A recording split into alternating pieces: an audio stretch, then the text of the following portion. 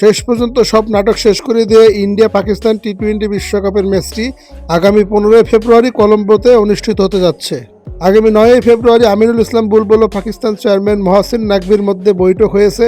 সেই বৈঠকে আইসিসির কাছে 3টা বিষয় জানিয়ে দিয়েছিল পাকিস্তান ক্রিকেট বোর্ড বা বাংলাদেশ ক্রিকেট বোর্ড সভাপতি আমিনুল ইসলাম বুলবুল সাহেব। 1 নম্বরে বাংলাদেশকে আইসিসির কোনো ইভেন্টে হোস্ট করা হবে, বাংলাদেশ হোস্ট হিসেবে কোনো আইসিসির ইভেন্ট পরিচালনা করবে। 2 নম্বরে টি-20 বিশ্বকাপটা যে বাংলাদেশ খেললো না, সেখানে বাংলাদেশকে কোনো জরিমানা করা হবে না বা বাংলাদেশকে আর্থিক কোনো জরিমানাও করা হবে না।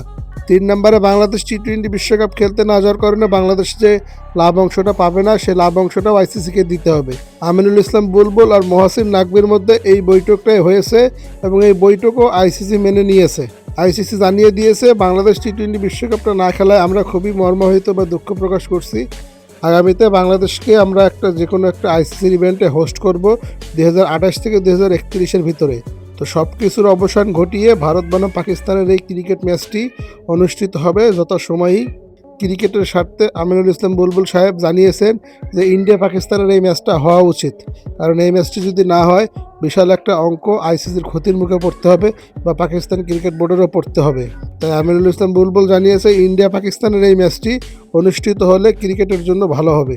দিন শেষে আইসিসি সব কিছু মেনে নিয়েছে, ইন্ডিয়া পাকিস্তান ম্যাচটি সময় মতো মাঠে গড়াবে আগামী 15 ফেব্রুয়ারি শ্রীলঙ্কা কলম্বো স্টেডিয়ামে।